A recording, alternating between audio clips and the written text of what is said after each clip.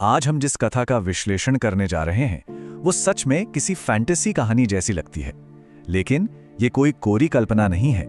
ये कहानी है नेपाल की तराई में बसे महिसौथा गांव के एक ऐसे महान योद्धा की, जिनका सफर एक साधारण मानव से शुरू हुआ और एक लोक देवता के रूप में पूजे जाने तक चला। तो चलिए सीधे इस कहानी में चलते हैं और राजा सलहेश के इस महाकाव्य को करीब से समझते हैं। अब यहाँ सबसे बड़ा सवाल ये उठता है कि आखिर मिथिला क्षेत्र के एक आम राजा को 5 जादुई बहनों के साथ एक देवता के रूप में क्यों पूजा जाने लगा। मतलब सांसारिक वीरता, स्वर्ग का श्राप और एक ऐसी भक्ति जिसकी कोई मिसाल नहीं मिलती, ये सारी कड़ी आपस में आखिर जुड़ती कैसे हैं? यही सब हम आज गहराई से समझने वाले हैं और यकीन मानिए ये आपको सच में हैरान कर देगा। खंड 1, श्राप और जन्म। तो शुरुआत करते हैं इस कहानी की एकदम पहली कड़ी से। देखिए, इस पूरी कहानी की शुरुआत धरती पर नहीं बल्कि स्वर्ग में एक श्राप से हुई थी।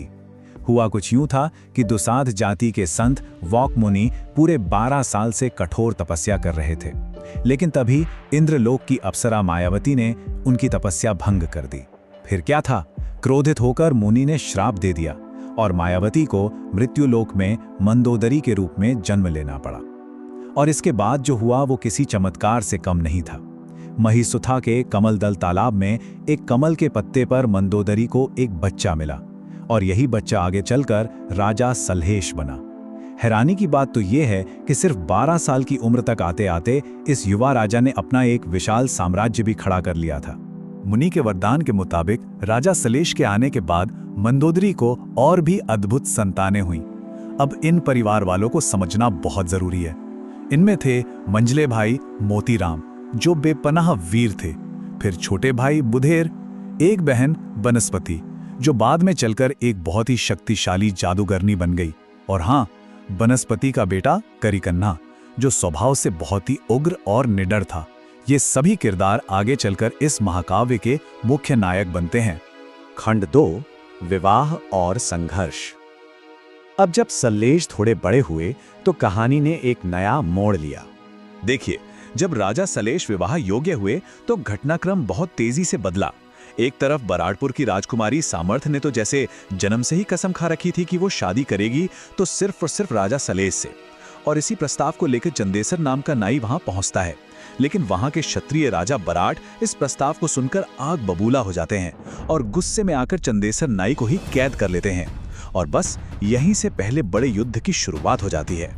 पूरे 700 घुड़सवार, सोचिए जरा उस मंजर को। महिसौथा में नाई के कैद होने की खबर जैसे ही पहुंची, माता दुर्गा के मार्गदर्शन में वीर मोतीराम और उनके भांजे करिकन्हा ने 700 घुड़सवारों की एक विशाल सेना के साथ बराड़पुर पर चढ़ाई कर दी।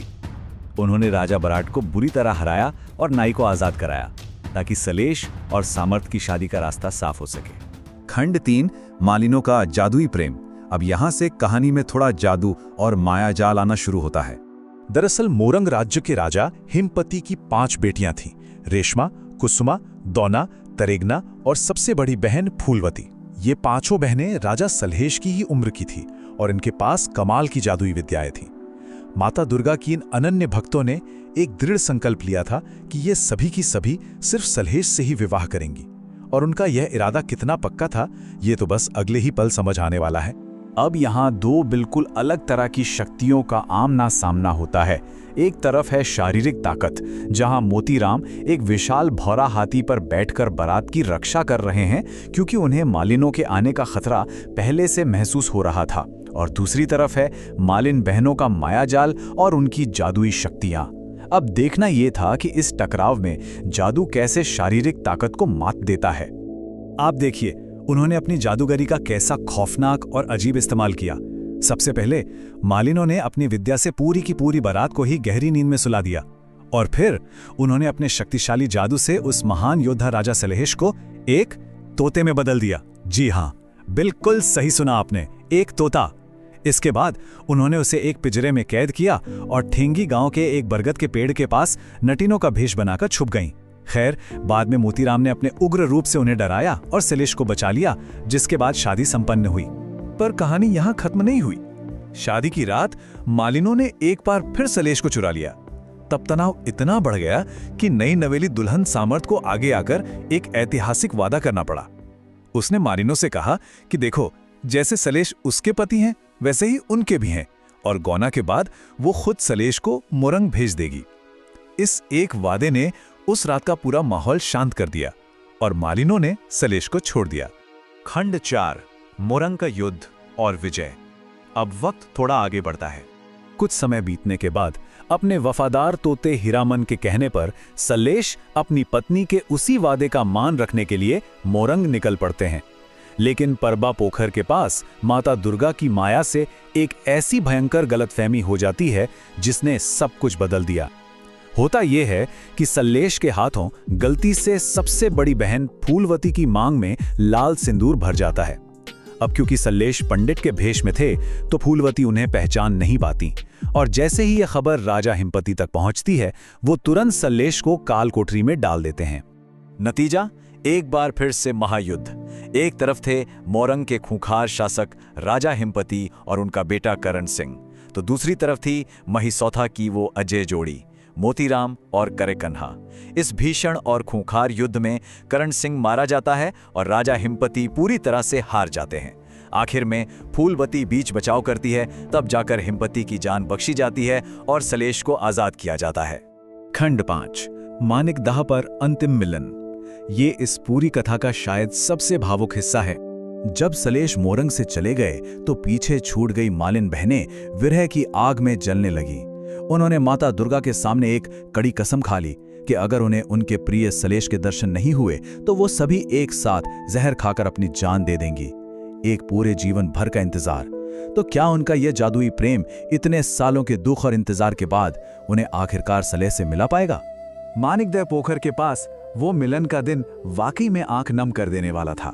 सुबह के वक्त राजा सलेश वहां आते हैं, पर एक ब्राह्मण के भेष में, ताकि वो बहनों को आजमा सकें और फिर से तोता न बन जाएं। मालिन बहनें उन्हें पहचान नहीं पाती। दोपहर आते आते उनका दिल बुरी तरह टूट जाता है और माता दुर्गा को कोसती हुई वो वहां से लौटने लगती हैं। पर फिर रात को चंद्र ग्रहण के ठीक उसी समय वो अंतिम और बेहद भावुक मिलन होता है।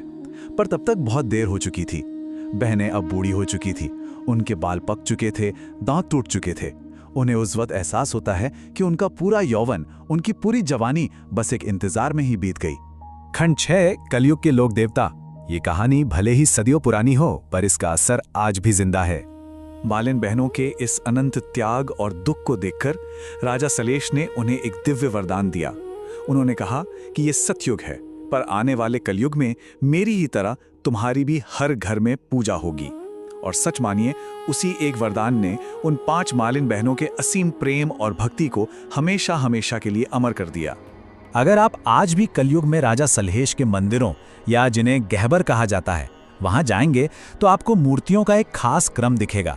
बीच में हाथी पर सवार राजा सलहेश होते हैं, उनके दाहिनी तरफ वीर मोतीराम और बुधेर खड़े होते हैं, और बाईं तरफ हाथों में फूलों की टोकरी लिए वही मालिन बहनें नजर आएंगी। ये और कुछ नहीं बल्कि उसी ऐतिहासिक वादे का आज तक चला आ रहा साक्षात प्रमाण है।